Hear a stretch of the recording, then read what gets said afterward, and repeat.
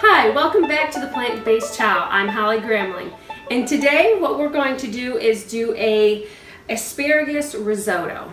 You can use green or white risotto for this. It doesn't matter, but this is a dish that I absolutely love. So come on over and let me show you what our ingredients list is. Come on over.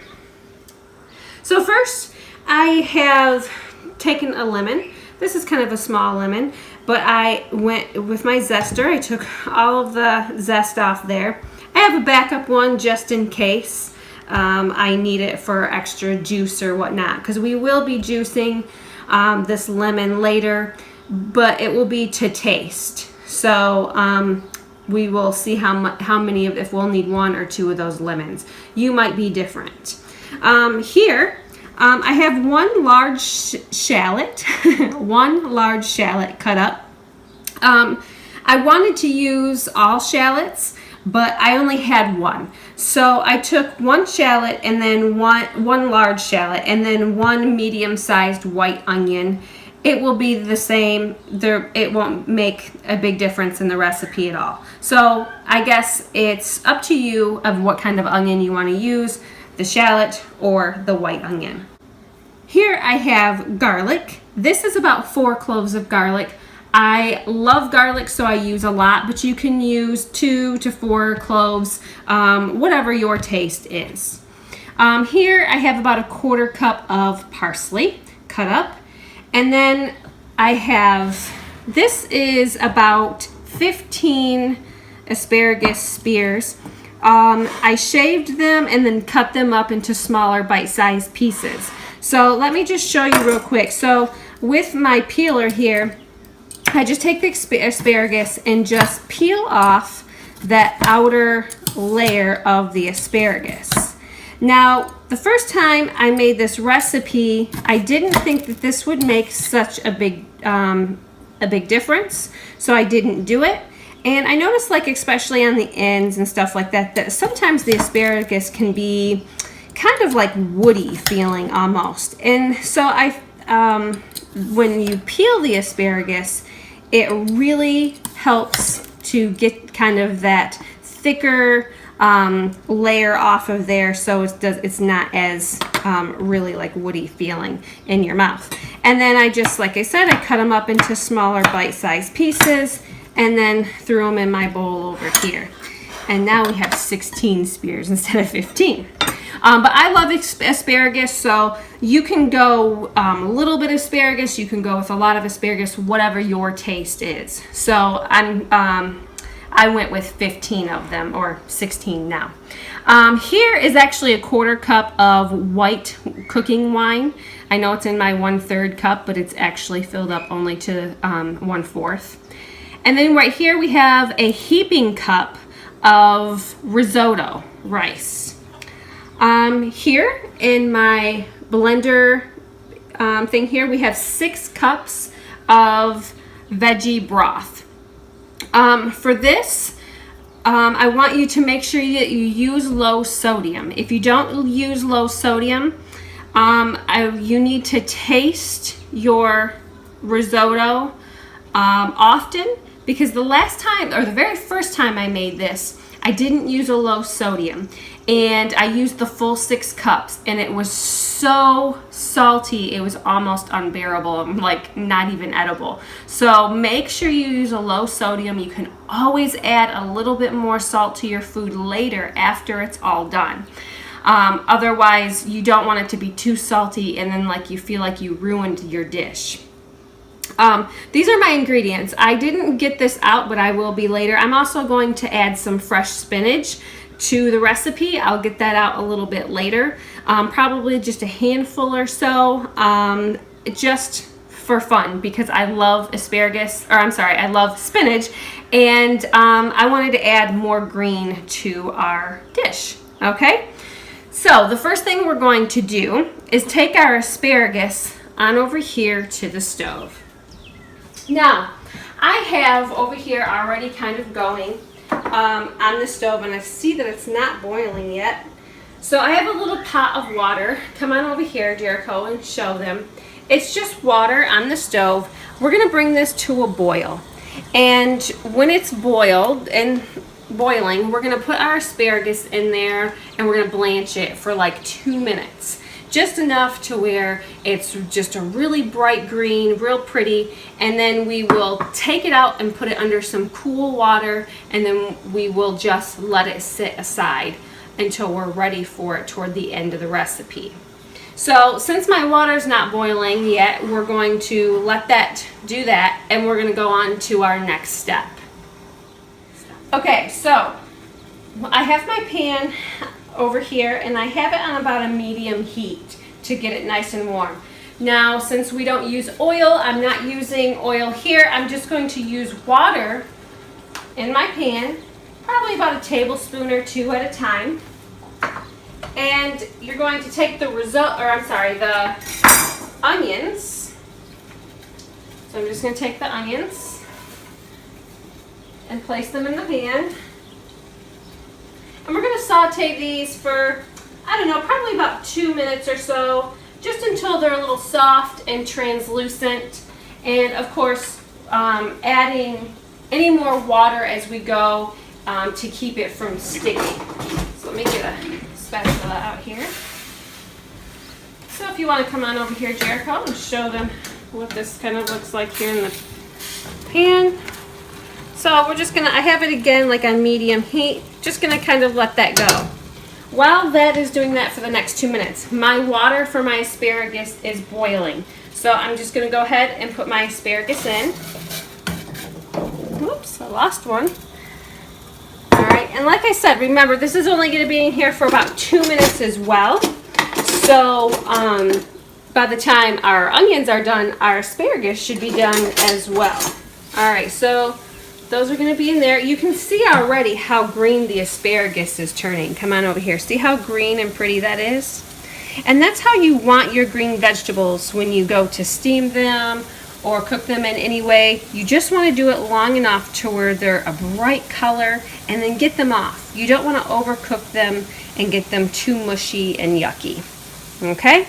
So I'm going to go back over here to my onions, kind of give them a stir, make sure they're not sticking. Jericho, go ahead and show them how this is down here. So they're not sticking, as you can see, and they are starting to get a little translucent, but I'm going to go ahead and let that go for just a little bit longer. Got about another minute or so. The next thing we're going to add to this is the garlic and the risotto rice. And we're going to let that saute up for just until the rice gets where you just around the rice kind of starts to get a little translucent or a little clear. That's what we want. Now, usually if you use oil, they say you're just kind of browning the rice just a little bit, but we're not really using oil, so therefore it might not brown as much, but it will get the edges a little translucent, and that's what we're looking for. So I'm going to go ahead and add in our garlic. Use my big cutting board here. I wanted everything on the same cutting board so it was easier. So, alright, put that in there. Oops. And then our rice. And I'm also going to add in a little bit more water at this time because it looks like it's kind of drying out. Give this a little bit of a stir. And then I'm also turning the heat off on our asparagus over here. And I'm going to drain that in just a second. So I'm going to go ahead and just kind of pat this out an even layer across the pan somewhat. That's how I like to do it and kind of hopefully get like an even cook across. And I still have this on medium heat. All right, asparagus. So I got this out. I'm just going to grab my colander real quick.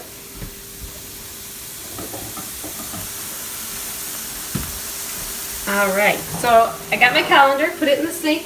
I'm going to drain these. And I already have my bowl of ice water right here ready. So I'm just going to take those and dump them in here. Just like that. kind of give them shock them a little bit. And so those are gonna sit in the water until we're ready to use those. And my risotto's starting to stick a little, so I'm gonna add some more water. You can also use brown rice with this recipe as well. I've actually done like a risotto style dish using brown rice before. Actually, I believe it's a recipe on the channel. So you could also use brown rice for this, but I really love risotto so much, and so I like to use that. So here we want to make sure not use too much liquid because we're not really looking to cook the rice quite yet. You just kind of want to get it good and mixed in. All right, from here I'm going to go ahead and add our 1/4 cup of the white cooking wine until that is absorbed. From here, what we're going to start doing is we're going to slowly start adding our broth. And we're going to do it probably about a half a cup at a time, I would say. About a half a cup. Maybe a little bit more. We'll eyeball it. It's not a big deal, just as long as you're adding it in very little bits at a time, giving that rice enough time to like really absorb it and absorb the flavor as well. And since I already have my 1/3 measuring cup out, I'm just going to add probably 2 of these at a time.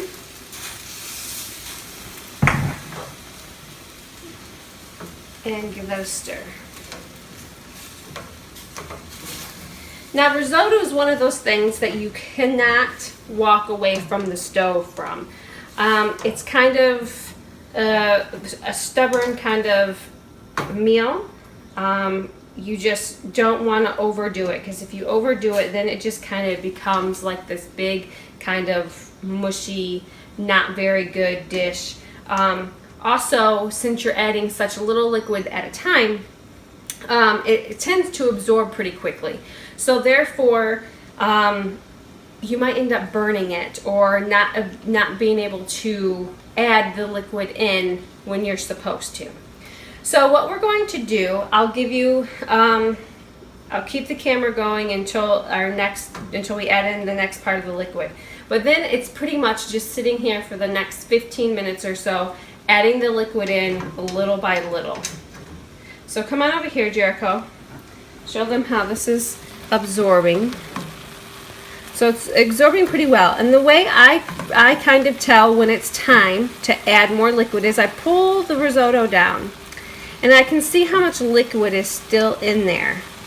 And if the risotto just comes back very easily.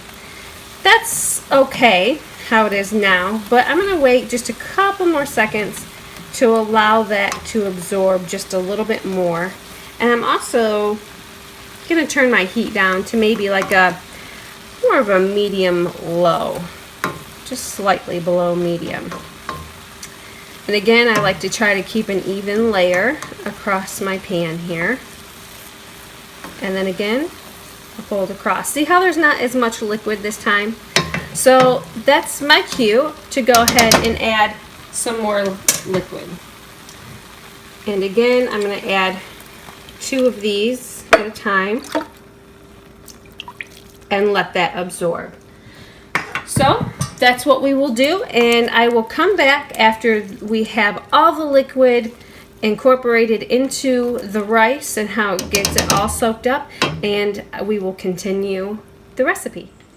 Okay, so we are back, and I'm back a little bit early before I have all of my liquid put into the risotto. So come on over here so I can show you a little something.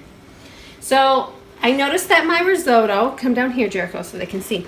I noticed that my risotto was definitely looking pretty puffy and looking like it was close to being done.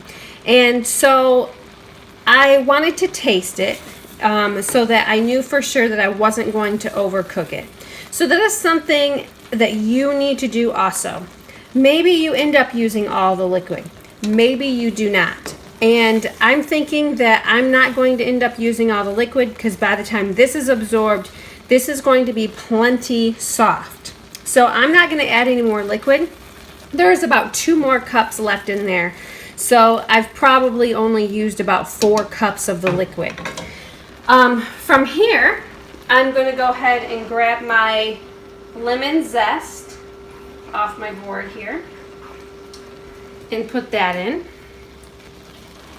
And my parsley as well.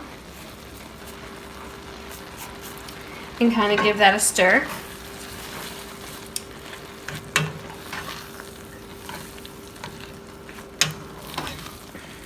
That green really starts to pop out there. And then from here, like I said that I was going to do, I grabbed some spinach. I just took a couple of handfuls, but I ended up chopping them into smaller pieces because even though it was baby spinach, there were some pretty big leaves in there. So I'm just going to kind of stir this around in here. The heat will wilt down these leaves and make them smaller. So just kind of put that in here. Now, here comes the lemon juice. Now, I am very picky when it comes to lemon juice.